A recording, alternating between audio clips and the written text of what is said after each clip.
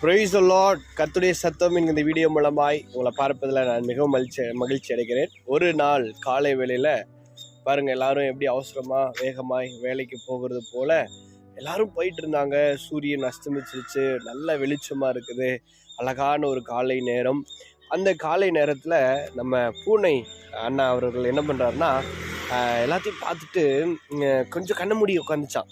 கண்ண மூடி உட்காந்ததுக்கப்புறம் அதுக்கு ஒரு பெருமை வந்துச்சான். என்ன அப்படின்னா, நான் கண்ணை மூடிட்டா இருட்டாகிறது போல் அவங்க போகிறது வர்றதெல்லாம் ஸ்டாப் ஆகிடும், சூரியன் அஸ்தமிக்கிறதே நான் கண்ணை மூடினா இருட்டாயிரும் அப்படின்னு சொல்லி கண்ணை மூடி உட்காந்துச்சான்.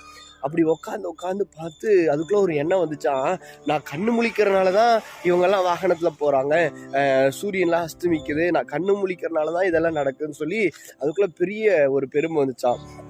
ஸோ அது நாள் ஃபுல்லாக கண்ணை மூடி இருட்டாக இருக்குது, நான் கண்ணை திறந்தால் தான் உலகமே இயங்குதுங்கிற எண்ணம் அதுக்குள்ளே வந்துச்சான். ஸோ அப்படியே நாள் முழுது இருந்தனால இரவு நேரம் வந்துச்சு. அப்போ உண்மையாலுமே இருட்டானதுனால அப்போ தான் யோசிச்சா, நான் கண்ணை மூடுறதுனால எது நடக்கலை, கடவுளே இப்படி படைச்சி வச்சிருக்கிறாரு, என்னால் ஒன்றும் இல்லை அப்படின்னு யோசித்தான். இதே போல தான் வேதத்தில் ஒரு வசனம் இப்படியாகி போட்டிருக்கிறது. யாக்கோப்பு 4:6 தேவனும் பெருமையிலவனுக்கு எதிர்த்து நிற்கிறார், தாழ்மையிலவனுக்கு கிருபை அளிக்கிறார்.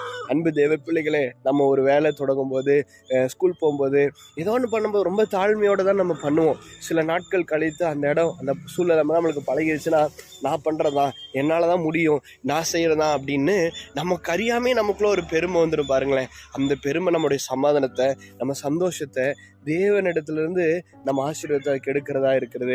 அன்பு தேவ பிள்ளைகளை, இந்த காலை வேளையில் உங்களுக்கு ஒரு காரியத்தை சொல்ல விரும்புகிறேன். பெருமையுள்ளவனுக்கு கர்த்தர் எதிர்த்து நிற்கிறாருங்க.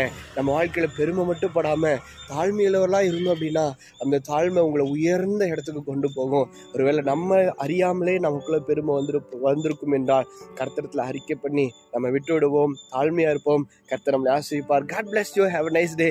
கர்த்தர் இந்த நாளை உங்களுக்கு இனிய நாளாய், ஆசீர்வாதமான நாளாய் மாற்றித்தர மனதார வாழ்த்துகிறேன். கர்த்தர் உங்களோடு கூட இருப்பாராக. ஆமென்.